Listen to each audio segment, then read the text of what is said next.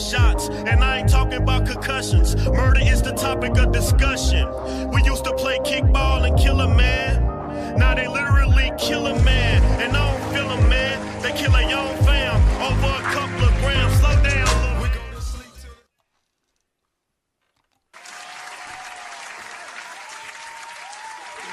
What's up? You know who it is. It's your girl, Miss Kiwi. And I am definitely in the building today, along with my co-host, Mrs. Mink.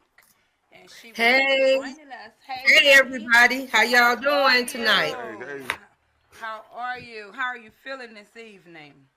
I'm feeling just, what do you want to say? What I want to say? Peasy. I'm feeling just peasy. All or right I say now. breezy or whatever. All right now. I was getting a little dizzy. I'm so glad that the screen just straightened out because I was really getting dizzy trying to, What, it was shaking or something? Well, that's all right. We're glad you didn't get dizzy on the day because, we got a special guest in our studio on today. I'm excited about the book that he's going to introduce to us. But Miss Mink, tell us our mission statement so everybody can know what our mission is from Why Not Say It.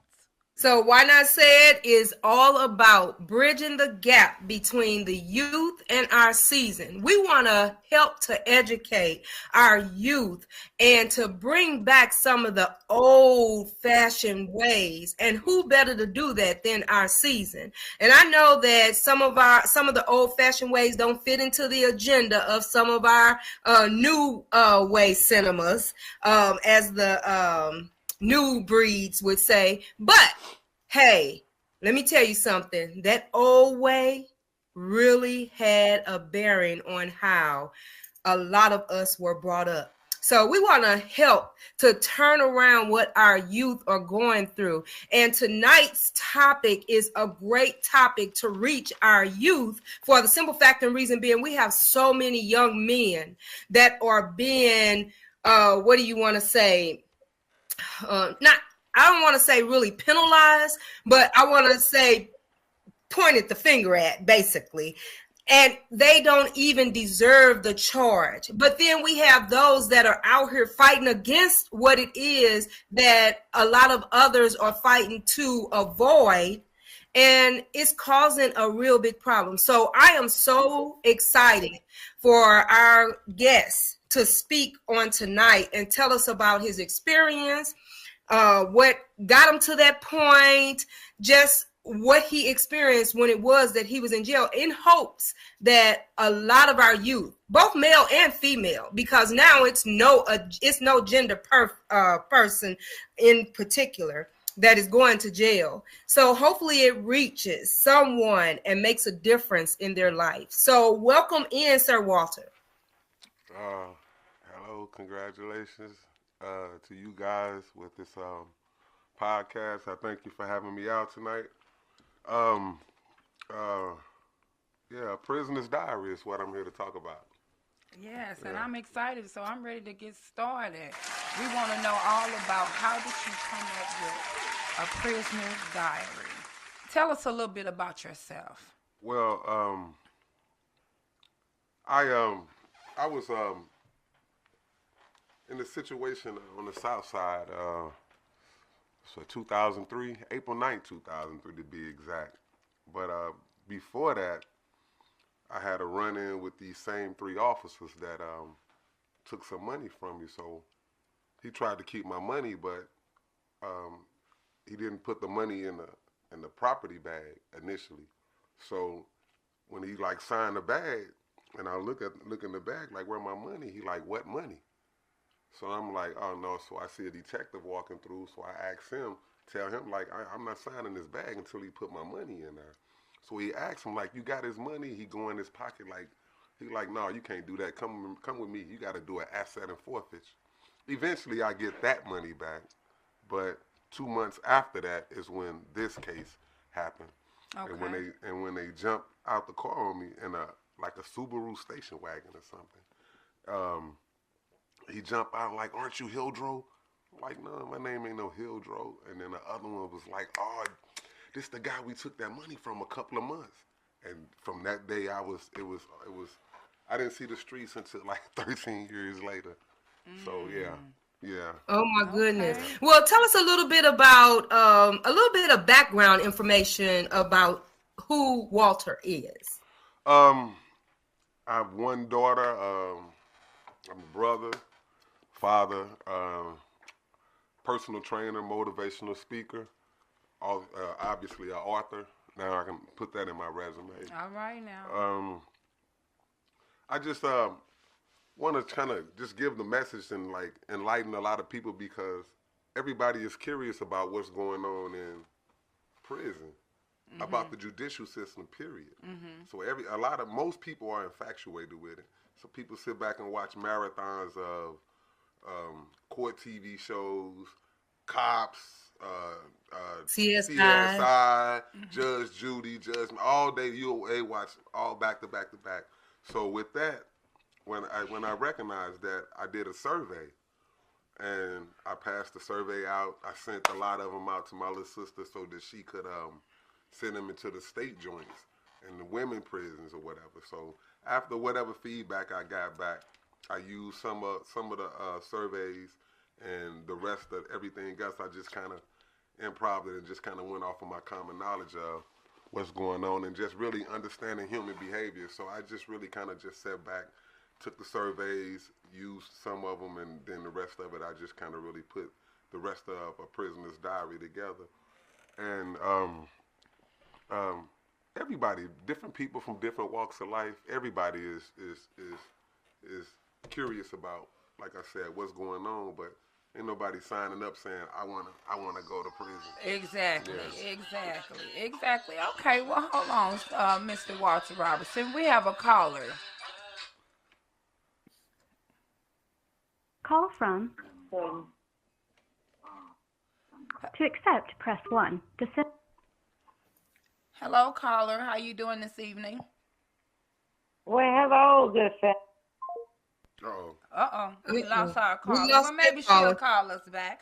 But hopefully she'll kind of give us time to kind of get into the book a little bit, A Prisoner's Diary.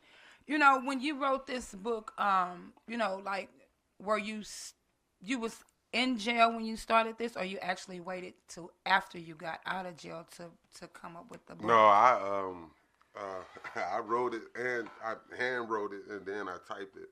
Okay. So I got to like 7 chapters, and I kind of sent chapter 1 and 2 out to kind of see, because I got to chapter 7 like, man, wait a minute, I might be the only one that's thinking that this is a good book, you know, being biased about it. But I let a few people in there read it. I sent chapter 1 and 2 out to a few people out because I didn't have it copyrighted, so I didn't want to send the whole everything. Exactly. Everybody said the same thing. Where's the rest of it? Okay. Where the rest of it at? Okay. So that inspired me to just keep moving. So I'm like, I'm on to something. It is. I'm seeing actually what it is. What I'm seeing is everybody else is seeing and understanding that. So, yeah, I wrote it while I was in, typed it up. I didn't get it published until I came home. Okay. You mentioned that you have a daughter. Hold on, we got a caller. Hold on. Call from. Hello, caller. We keep losing her, so we're going to move right along. So you mentioned that you had a daughter. How did that impact your daughter, and how old was she when you went to jail? Oh, wow, man. That was one of my main reasons for going to trial. I mean, not only the fact that I didn't have it, but, like, I was thinking about my daughter. Like, she was only 10. So she was coming into that age where I was really, like, I mean, I talked to her all the time, but I was really, like, ready to kind of give her teach her about life, real life, not the fairy tale, what's really going on. But, yeah, we was good. I would tell her all the time, like, look at that lady right there, like, ooh, look. And then she like, oh. But, like, would you believe, like, she was the most beautiful woman back when she was younger or before she started getting high? Just kind of lessons, kind of just schooling her, letting her know, like, it's a thinking world. You got to keep thinking, like, and don't be influenced by, like, the wrong things, because this could happen to anybody. So just, yeah. Exactly. But she was 10 when I left. When I came home, she was, what, 20, Mm. 20, what, 22, 23? Yeah, married, and I had a grandbaby when I came home. So that was, I guess, a good thing. But, you know, that little girl that I left, and she let me, I had an episode with her. She let me know, so I just. Okay, so when you got out, she expressed herself of how it impacted her life. I really wasn't trying to get into her business, but I'm like, what are you doing? Like, you the brains of this operation. So let me ask you this. So do you think that, because there was a big time span between you and your daughter growing into womanhood, do you think, and she knowing where it is that you're at, do you think that, what type of impact have you recognized that not only does it have on you, but on your daughter, because you weren't a part of her life, but then when you get out, you want to kind of step in there and tell her about, she get ready to get married. Yeah, actually, the whole time, I would have called her every day, but I was being considerate of the fact that she was coming into her teenage years. So I would call her once a month, and I often ask her the question, are you mad at me because I'm in here? You mad because I went to trial? You mad at me for what's happening? And she always was like, no. Like, matter of fact, when I called her just every once a month, I would call her, and every time it was like, Daddy. Like, so I would just sit back, ask her a couple of questions, and just kind of let her ride, just listening to her voice, really. And the excitement, that made my day. Okay. I was good behind that, so yeah. Yeah. So what was that conversation like? Because you stated that when she let you have it, then, you don't have to go into detail, but what was she expressing to you? Because you just stated that she was excited when she would talk to you once a month, but I'm pretty sure she expressed how she really felt when you all had the conversation. No, she was just as excited. Once I came home, I rode the bus home on purpose because I just wanted to like, after all of that time, like 13 years straight, my little cousin wanted to come and get me. My sister wanted to come. And I'm like, nah, I just want to ride this bus and just enjoy the scenery, and just taking it in, and then the layovers that I had in different cities. So that was nice. A lot of things. My man's from Cincinnati, man. We had a lot of good conversations in that TV room, and a lot of things he said came to fruition after I came home. Some good, some bad. That conversation made me pay attention in real time as it's happening. So now that I'm paying attention, like, man, this is what my man's from Cincinnati said. So now I structure my conversation with this person just to see how far is it gonna go all the way through. And every time he wasn't wrong. He was like head on, like, watch out for this, look out for this. They gonna have this for you, but they ain't got that for you. Like, it was meant for me to talk to him back then. Yeah. Okay. So kind of get into the book now, because honestly, I just was able to get my hands on the book, so I really haven't gotten a chance to read it. But if you all are watching it, it's A Prisoner's Diary. Get it, read it, and then he wants your feedback on it. Kind of give us some of the things that you went through, or maybe endured. It could be good or bad while you were incarcerated. A lot of people say when they get incarcerated, they find, they become Muslim. The knowledge becomes greater. Tell us a little bit about your walk through incarceration. Yeah, I definitely occupy my time wisely. One, I was fighting my case, and two, I was working out, just kind of feeding my mind, reading different things. My main thing was after my direct appeal came back, and it was like 2 sentences. We received your motion for so-and-so, motion denied. Like, so now I was so hot, I was so mad that something was like, just go and fall back, lay back. So as I'm laying back, and I got to thinking, like, you the only one mad. The prosecutor ain't mad. The police that done it ain't mad. The judge ain't mad. You the only one mad. Matter of fact, they all out there doing somebody else the same way they done you. I had a guy from Nebraska tell me he was running his case down, and I promise you, like, it ain't no way. It's got to be a script that the police go off of. A confidential informant inform me. Like, come on, man. Because if you turn to plea, they don't have to bring an informant. You see what I'm saying? They don't have to bring nobody. You already pled guilty to it. Mm-hmm. But I didn't, and they didn't allow me my. It's so many things about, like, man, once you really start to figure it out. But the first mistake I made was actually going in there and arguing, but that's for another show. Okay. That information, yeah. Now that, like, once you read so much, I done went so far down the rabbit hole. I done discovered things that, whoa, wait a minute. That it showed me, like, everything that you learn all your life is not true. But that's another story for another thing. But yeah, it's a Prisoner's Diary is a good read. It's a good book. Chapter 1 is about me. And actually, we got a call coming in. Yeah, we have a call going. And let me see. Hello, caller. Can you hear me? Call from. Hello, caller. Can you hear me? Yes, I can hear you. How you doing on this evening? Beautiful, beautiful. And I'm listening to my good, beautiful black people this evening.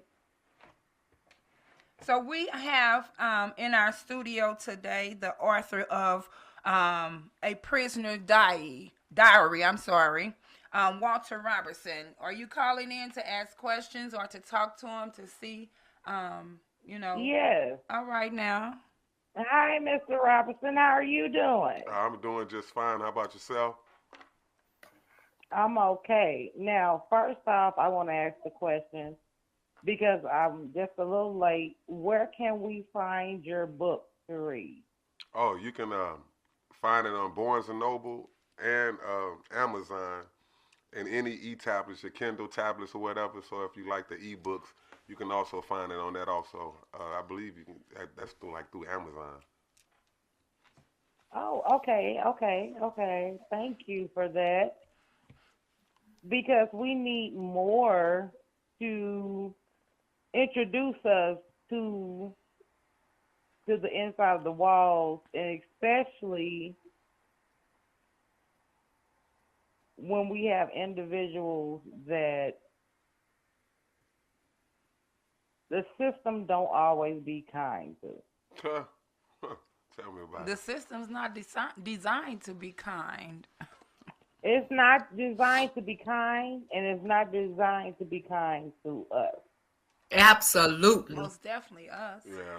We definitely the ones it was designed for us, but it's never going to be kind to us. Right. So my question to you is, when you go in and you have children that's so little, when you go in that don't have the experience to know you, I've understood that the conversation that you had, that your daughter, she's about to get married, you getting out, and just that alone,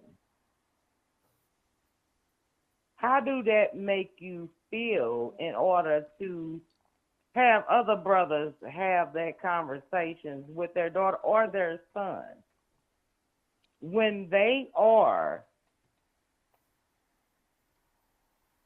not wanting to let you know how they truly feel about the situation? I'm sorry. Your actual question, I'm confused about what you really asking.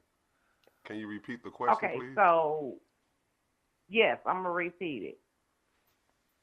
So you said that your daughter, when you would talk to her once a month, she would be happy when she talked to you.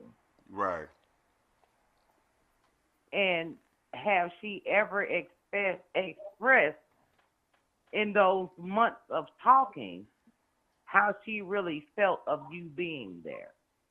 Oh, well, first of all, before I even went in, me and my daughter had an excellent relationship. Matter of fact, when this whole thing happened, we were supposed to go bowling or skating is what she told me.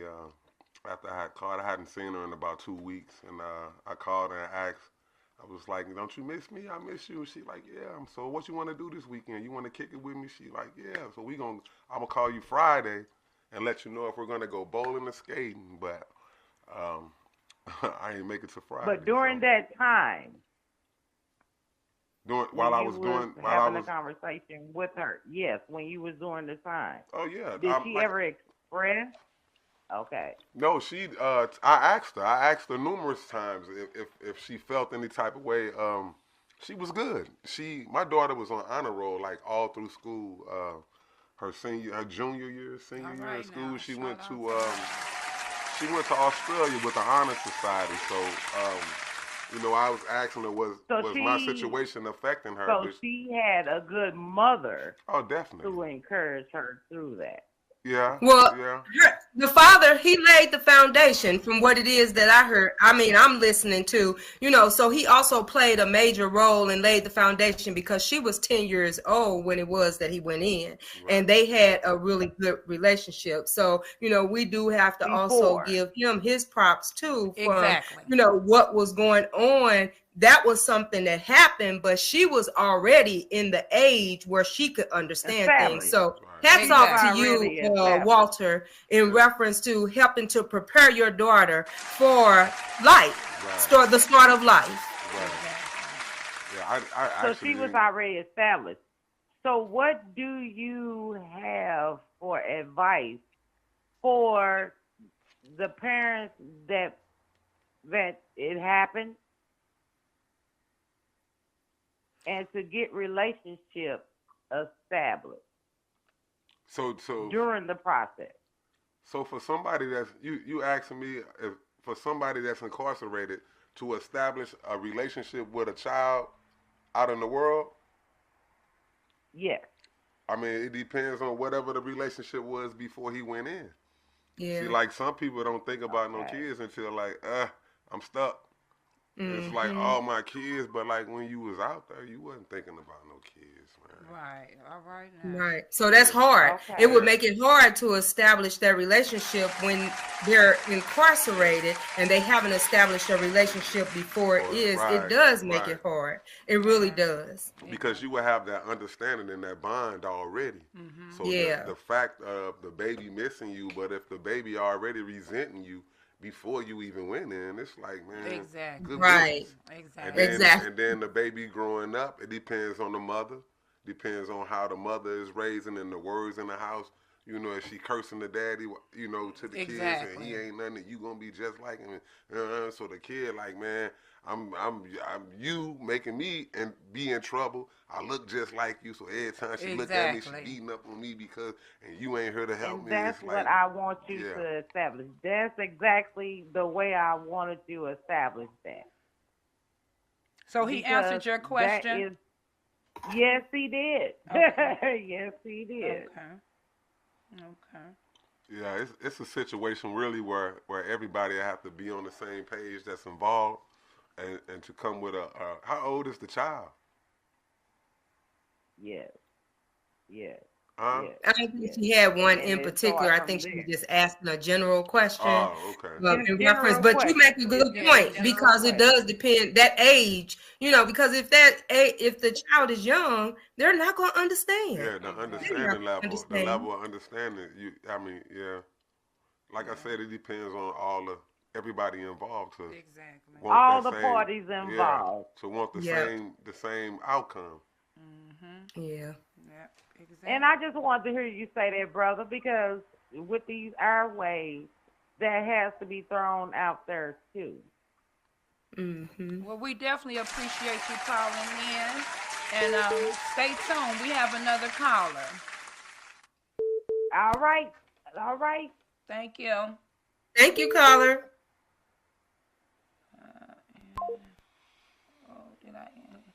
Call from Hello, caller. Hello. Hello. Hey, how you guys doing? All right. How you doing on this evening? Thank you for calling in. I'm doing wonderful. I'm doing wonderful. So what's going on? I heard you guys giving me a pretty good show tonight. Oh yeah, we have in the studio with us Walter Robertson. He's the author of A Prisoner's Diary. I appreciate you calling in, bro. Hey, you can relate. So Yeah, Yep. most definitely. Yeah. How you guys doing? How you doing, Walter? All right, all right. How about yourself? I'm doing wonderful, man. Fantastic. So yeah, let me hear what's going on. What are you guys Well, we was getting ready to. We had another caller called Prince that had. Diary. I would like to hear a little bit about that. What Yeah. inspired you That's to what write we that want to book? get into. Thank you. We want to get into the book. hold on. He's talking, Miss Mink. He was asking you, Walter, what inspired you. He kind of elaborated on that when the show first started, but he wanted to know what inspired you to write A Prisoner's Diary. Just realizing the similarities in everybody. The demand for the judicial system just shows everybody's interest in what's going on with the judicial system. Just infatuation up with it, and I just saw a niche and I just took it and ran with it and wrote the book. Okay, you served some time yourself? Oh yeah, more than enough. Oh, okay. I'm sorry if I'm a little behind, man. I wasn't catching the show. I just kind of ran in and called a little spur of the moment and called in because I was hearing about the show today. I just wanted to kind of talk with you a little bit. So questions I'm asking, man, things I just thought of now because I was curious about that book. I wrote a book myself called Lose Your Mind, Find Your Soul. And I also was incarcerated for a nice period of time. So, yeah, that's what really kind of caught my attention. Okay. So anything else you want to know as far as the book? Yeah, well, I was just curious to know because I haven't read the book. Where can you find it at? Oh, you can buy it off of Barnes and Noble, Amazon, and also all e-tablets, your Kindles or whatever e-tablet you have, you can get it from that source also. Okay. Mm-hmm. So you did a nice. Did you publish it yourself? No, actually, Page Publishing is my publisher on this piece of work. Oh, okay. So you actually are an established writer then. This is not your first piece of art, huh? Well, this is my first published piece of art, but I also write songs, rap, R&B, neo soul. I write. I like writing. I enjoy writing. I got part 2 to this. Okay. Part 2 to A Prisoner's Diary coming Okay. soon. Is that something that you? So did you did some time yourself? Yeah. 13 years. So is that something that you found during the time that you was incarcerated, or after you? I mean, before or what? No, I actually was writing before. I'm sorry. What'd you say? So I was just wondering how you found this. How did you tap into your talent when you started writing? Yeah, how did you start putting it together? I was writing before I went to prison, but this book, like I said, the idea came to me when I just realized and just what really did it was I went in the TV room one day, and it's like a whole section they watching like the TV watching Lockdown, like we in prison, and and y'all sitting there for like hours watching a show about people in prison. Like it's got to be something. It just that was like boom. Yeah, you got it right. Okay. You got it right there. So yeah, that's what made me get off into it and write as far as writing a book. But I've been writing songs. So yeah, I've been doing it for quite some time. So you Man, mentioned that's you what's were up. you're a So, motivational speaker. Hold on, caller. Let me just ask this question. You say you're a motivational speaker. I am. Is that something you started when you were incarcerated, or it was before you got incarcerated, or when did you really get into actually being a motivational speaker? Well, the ideal kind of crossed my mind when I was in, but I really started preparing myself and to move forward doing it once I got out. I did a speech for Black History Month, so it was like around this time, Okay. and it was more or less like close to the end of the month. But I did a speech on Willie Lynch. A guy asked me if I wanted to, if I write a poem, nice piece. do something. So I did a speech on Willie Lynch, and I promise you, everybody was like everybody was stuck. And then a lot of people asked me, like, is that true? Or did you know I actually researched this? You know, I knew about it. I knew about the letter. I read the letter, but I actually went to the encyclopedias to research them, and just found out a lot of different things. So my theme to that speech was, when you know your past, you understand the present, and you'll be better to navigate your future. So I would like run down something, and then I go back to my theme and repeat it. And then so now everybody is like, at first it might have been a couple of people talking, but by the time I got to the middle of that thing towards the end, it was silence. Everybody, I had everybody's attention. So yeah, my conversation is I'm blessed with that. Okay. Yeah. So you were saying in reference to, because I did purchase your book and I started reading it.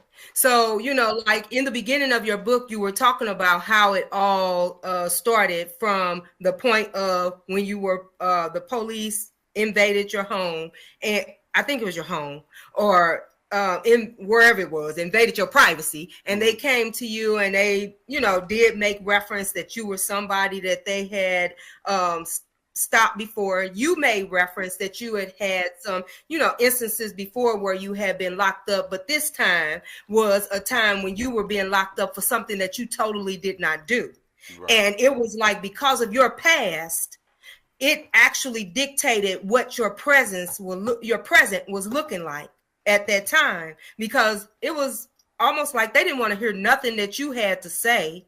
And then you had to end up fighting your own case, because naturally the the assigned person, you know what I'm talking about. But yeah, the public defender, the public defender, they worth nothing, honestly. Yeah. You definitely not gonna find a public defender that is really real, or, you know, understand how things can go. They work for the state, or, you know, the system, so therefore they don't care.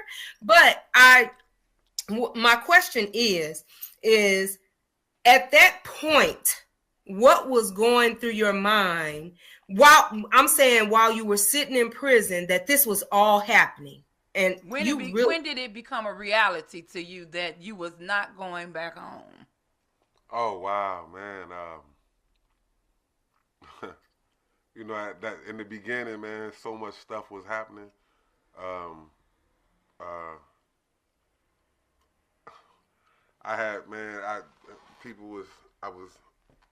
I got kidnapped. So after they picked me up, they denied me bond and all. I never been on the run. I never went a scoundrel or nothing, so I couldn't understand. So the bondsmen, even the bonds, like, whoa.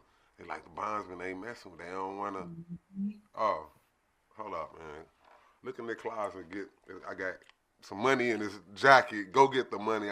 We paying the whole bond. And then like an older guy was like, nah, hey, don't do that. Save that money, because you make that bond, the feds going to come and get you. They going to let you go downstairs, but before they release you, the feds going to come in and get you. So I fell back and waited, and I'm glad I did, because the feds was like, no bond. So from that day that they picked me up all the way until 2016, I was doing that. The lawyer situation, man, oh wow. I'm thinking that I had something, but it's nothing. Money missing. It was a lot of stuff, you know. It's like once that word, like, especially I was in the world paper, so they had me in the world facing 55 years, $4 million in fines, under indictment by a federal grand jury. Like, what? Like, what's federal? Like, what's federal about this case? So I'm not really, at first I'm not believing it. And then the older guy was like, man, they called me like one morning, like, court. I'm like, man, I don't have no court date. And the same older guy that was like, don't make the bond, it's like early in the morning, he like, say, youngster, they coming to get you. He like, that's them people, they coming to get you. So I was like, man, I wasn't thinking about that. Like, court? I don't know, court. When he said that, I was like, oh, wow. What if it is them? So I get downstairs, and everybody is, they calling people out. So they just chaining up. So he called me. He said, oh, hold up. The marshals want you. Step back. So now I'm really like, whoa, it's serious. So when they come and they shackle me, my hands and my feet, so now I'm walking like a penguin. So the lady that's working in the workhouse like, what you do? I'm like, I ain't do nothing. So everybody thinking, so my partner, he down there, he like, man, you holding out on me? Like, well, I'm like, man, I don't know what's going on, man. So I'm walking, they take everybody else. The two marshals put me in the van and take me downtown. But yeah, that's when the reality really started. No, after trial. After trial, so, you know, I go through trial or whatever. It's a 2-day trial. I'm thinking it's got to be something else. It took me 2 weeks to realize you on your way. You done. There ain't no going home. You on your way. You about to. Now I'm only thinking about how much time is they talking about. So I go to sentencing. When I go to sentencing, they got me on the bracket from 120 to 360. So I'm like, please God, 240. I'm praying for 240 because that 360 is a whole nother story. That 360 is 30 years. So they was like 100 in, and I was like, oh, my mom and my sister like, oh, we got this. Like 180 months. Oh, I'm thinking it sounds like 5 years until I get downstairs. Like 180 divided by 12 is yeah. But I'm ready to go. Let's go on the ride. I'm ready to go where I'm going. Get me there. So tell us about the experience. Now we getting into the part of what you're experiencing on a daily basis, knowing that you should be a free man and you are in there because there are a lot of people that's locked up that shouldn't be. Right, definitely. First thing first is, when you come through, that was my first time in prison.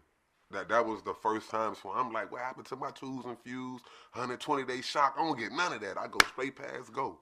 So a lot of people, they tell you, a lot of older guys was just kind of telling me, some younger that's been there for a minute. But the first thing first is to start you a routine.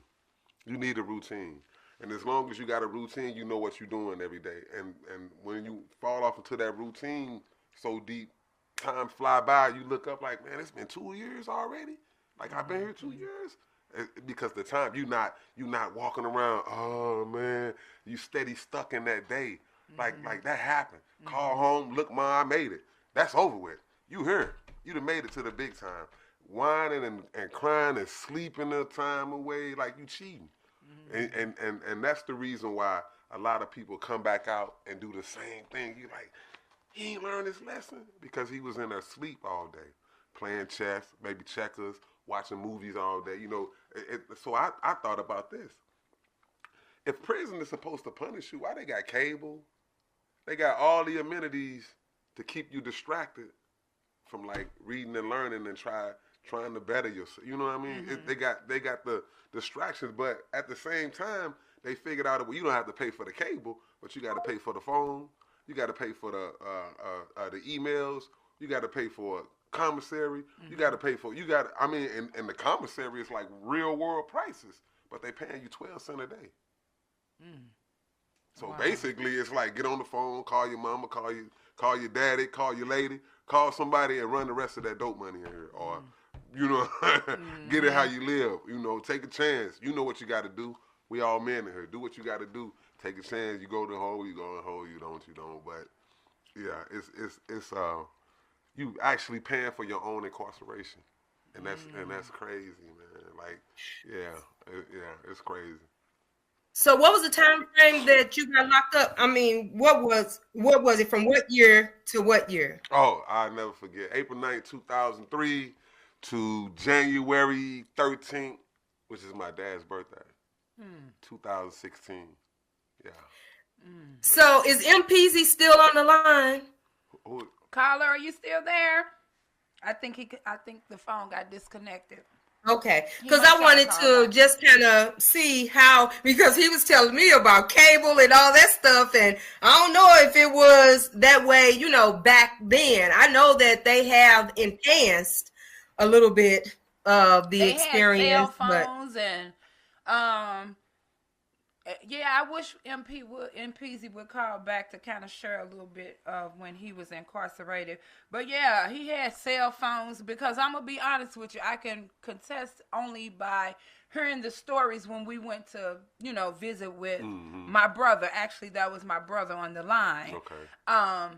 And he used to tell I couldn't believe, like, you in jail and you living, like, getting fresh tennis shoes and I never understood that. Yeah, I mean, never like, understood that. I never understood. Why would you have like you living like you on the outside? Yeah, like, I mean, they sell shoes on commissary. Like, I hated it so much. I just hated to be there. So what I did was I took a bad situation and found all the good out of it. Okay. So like after that direct appeal came back and I went and laid back, and like, you the only one mad. So now I'm on a mission. My mission is to learn any and every. I'm going to learn all things that I need to learn, because success is the best form of revenge. So I from that point I just got to studying and getting in classes. I had a business management office technology class. I got a 4.0 in that class. I took a personal training class. I passed that. I got that license. I got a boiler operator license in the state of Arkansas. What is that? Just taking class, a boiler operator license. Oh, okay. So if you worked at a hospital as like maintenance or something, and my job would have been just to check the boiler to make sure it's not overheating. If it's overheating, hit the shut-off valve and call the professionals. Oh, but just understanding how to read, engage, and knowing when, like, hold up, man, this ain't looking right. Okay. Just babysitting the boiler, yeah. so what about those gentlemen that's there that don't, their mindset is not there? So what does that experience look like? Because you hear all the horror stories in reference to, how you're treated in there, and how it is that, it's just so much that's going on. People are even dying in prison because of treatment and so on and so forth. Well, prison, to me, I looked at it like it's just a separate, different world. So I wasn't trying to live in jail and out here. So only time that I hopped on the phone, I'm in the world. On visit, I'm in the world. Other than that, I'm focused on watching my surroundings in here and just stand. I didn't have any problems. Just staying out the way, doing what I'm doing. And a lot of people, I ran across a guy that I took a liking to him, and I told him, like, I help you get your GED, but he kept ducking me. He never would show up. So I finally called him, like, man, you playing? And he like, man, for real, man, I can't read. Like, I was floored. Like, I mean, I know that it's people that can't read, but to, like, in real life meet somebody, because I'm thinking back, my mama had us on flashcards, and Exactly. You got 10 spelling words on Sunday. By Friday, you better know them words. Sir. And you got the sixes, multiplication. My sister, you got the threes, you got the eights, you got the nines. So I'm learning. I got 2 older sisters, so I'm learning 2 and 3 grade levels ahead of me. So, shout out to my mama. Love you, Mom. Shout out to Mom. Shout out to the queen. But everybody don't get that though. So it do kind of touch you a little bit when you meet someone that can't read and is ashamed to say it. So in that instant, how did you deal with that? I mean, because that's a problem. And did you have a solution or a suggestion?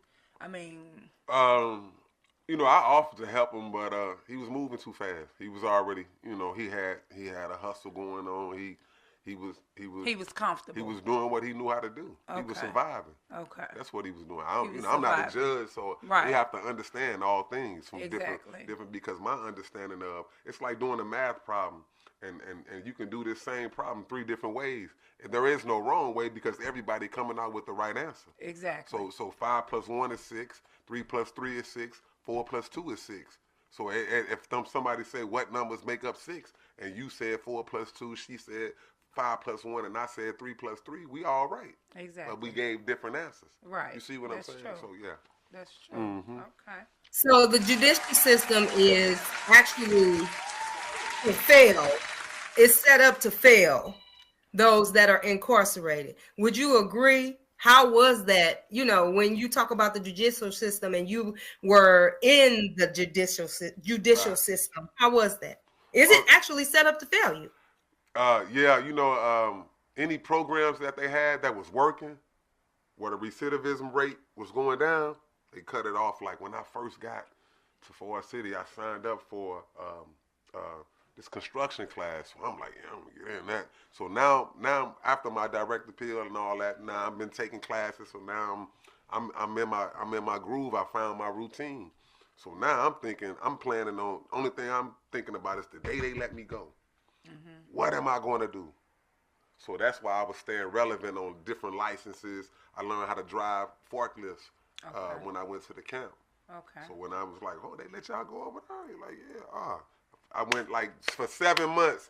I campaigned, kept going. And then the guy was like, man, you've been over here, man. I don't know how many times. I'm going to give you the job. Okay. And my mission was to get in and learn how to drive the heavy equipment because knowing that getting out, you got to have choices. Mm-hmm. So you know, and I my whole thing working out, as I worked out, I was like, dope is not an option. Like it's a trick.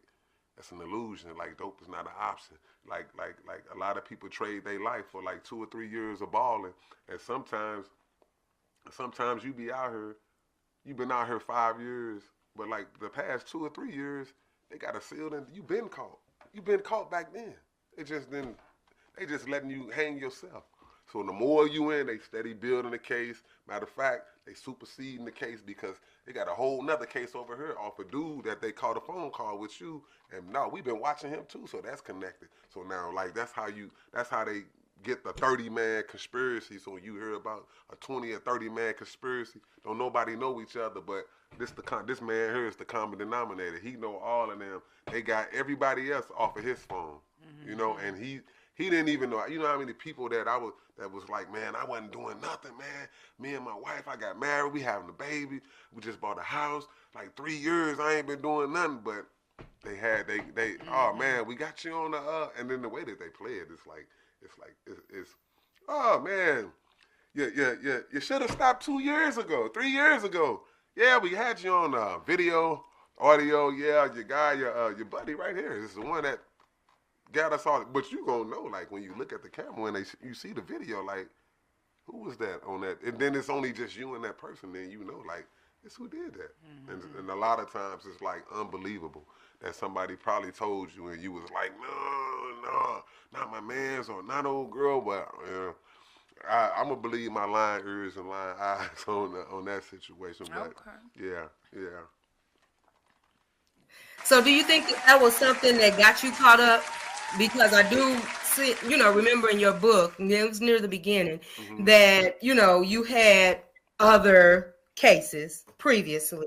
So you just made an example of how, they build their case from watching and listening and so on and so forth. No, that's something different. This is a case that I'm on. I'm on a case. I was on a case by myself. I just went to trial because I ain't have no gun or dope.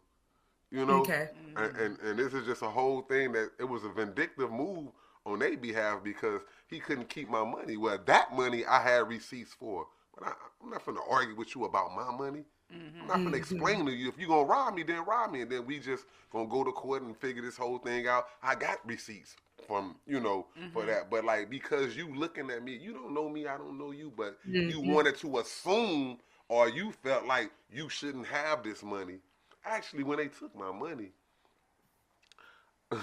and I normally don't knock on people's doors. I call, you coming out, I ain't coming in.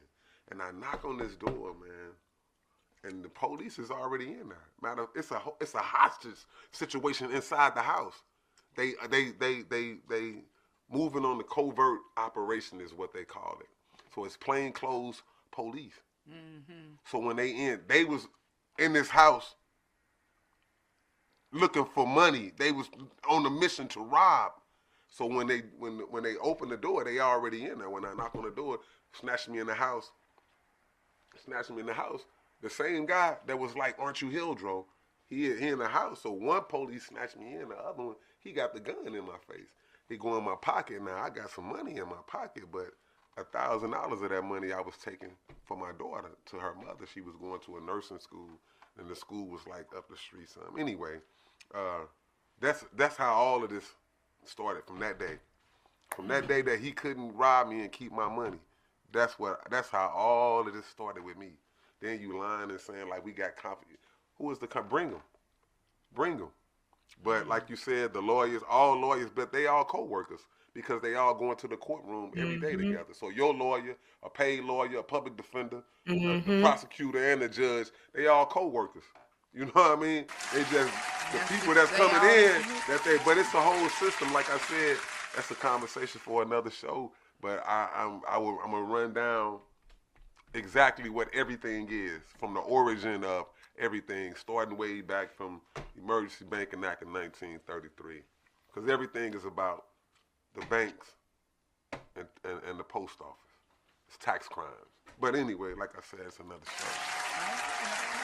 So you say in the future or how long, really not asking how long, but you say you have part 2 to A Prisoner's Diary. Yeah, I'm working on part 2, and it's called A Prisoner's Diary, A Family's Point of View. Okay. So this one is talking about the actual prisoner, but a family's point of view will tell a story from the wife, the kids, like the lady called in and was like about so it'll tell that little kid how part 2 will tell how that little kid felt. Okay. So that'll answer her question. So she should also get this one and part 2 to help her understand and resolve that problem.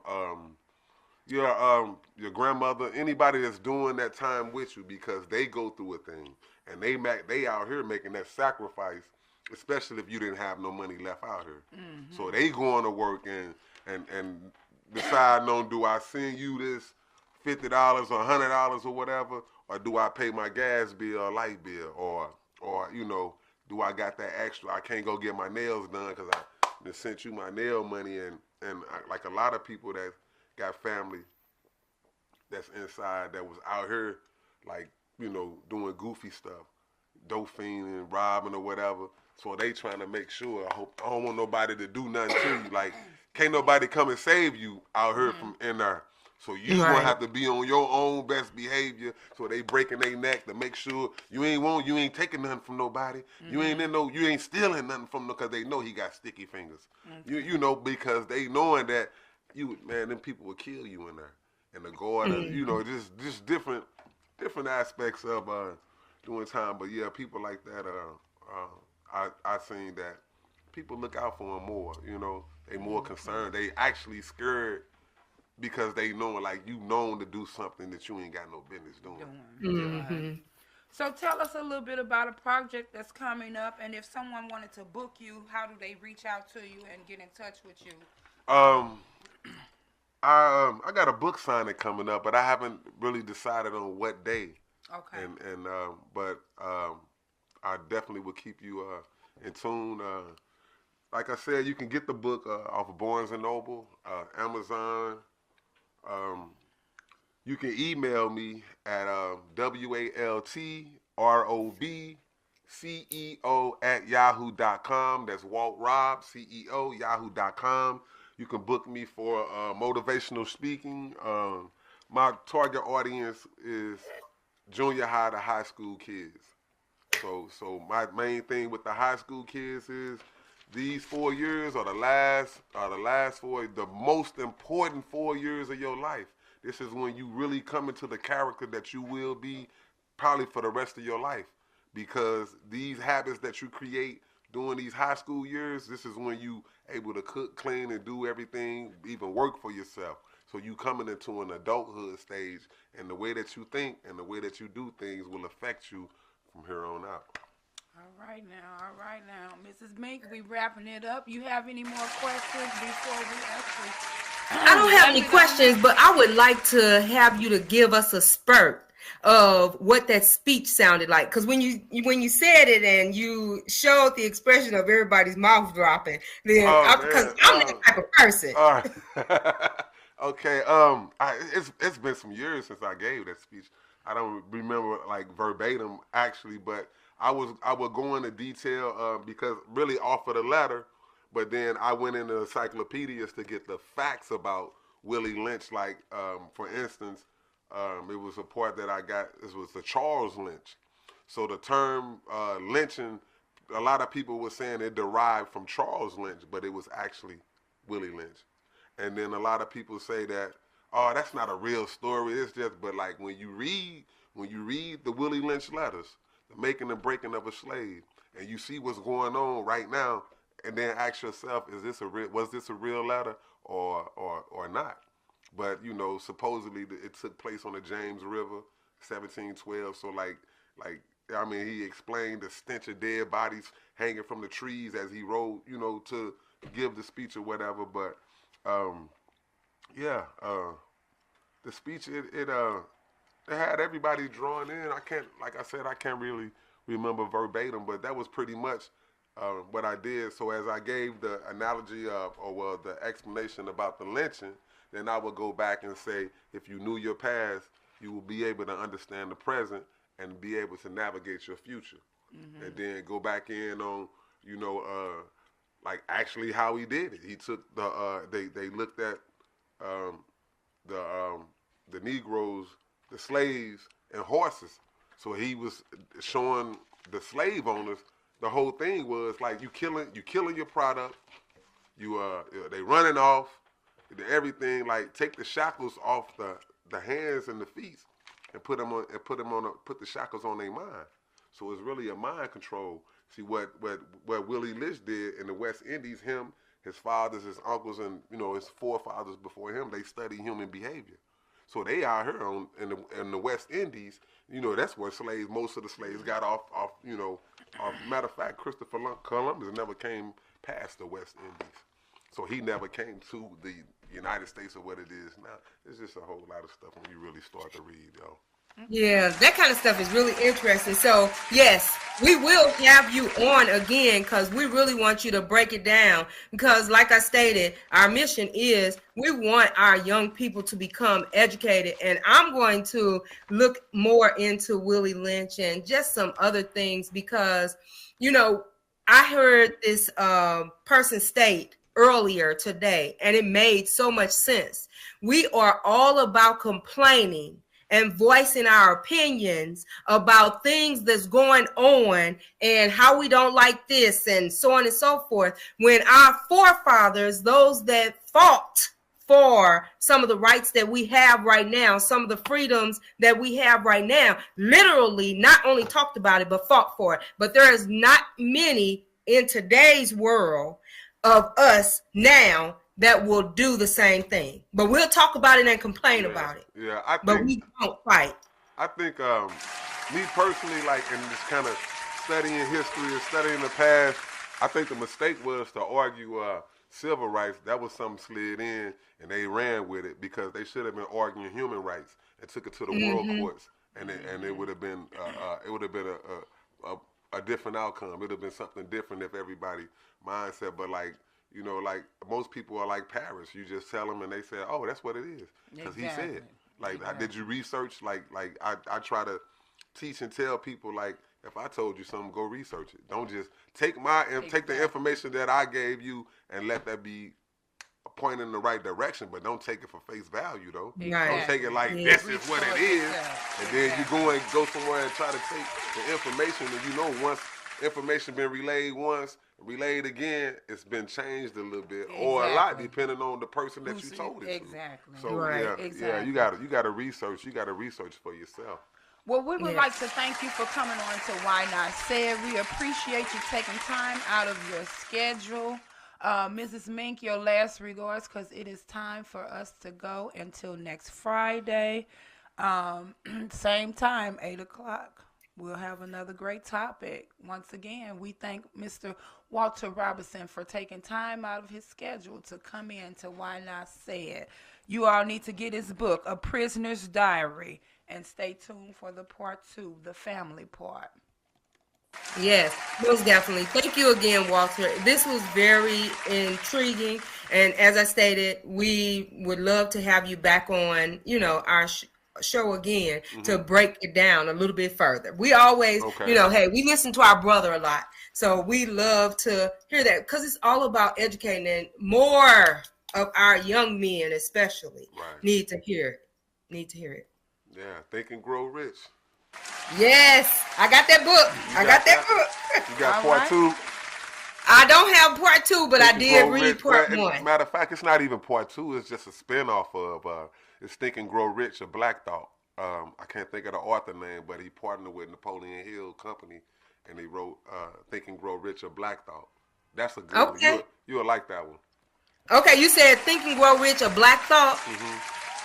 Okay. All right, Miss Mink. Until the next time, sweetie, we are out of here. Love you guys. Thank you again for coming in, spending some time with us, Mr. Walter Robertson. Get his book, A Prisoner's Diary. It's a must read. Check it out. Thank you. Good night, everyone.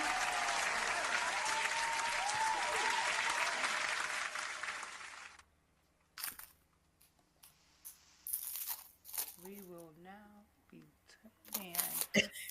Did you not cue it up?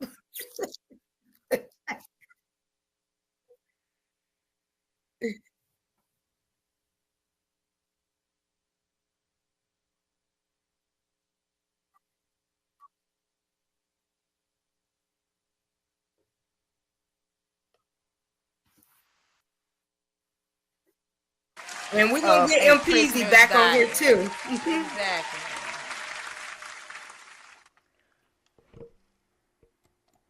Well, we off the air, so. I did. It ain't going.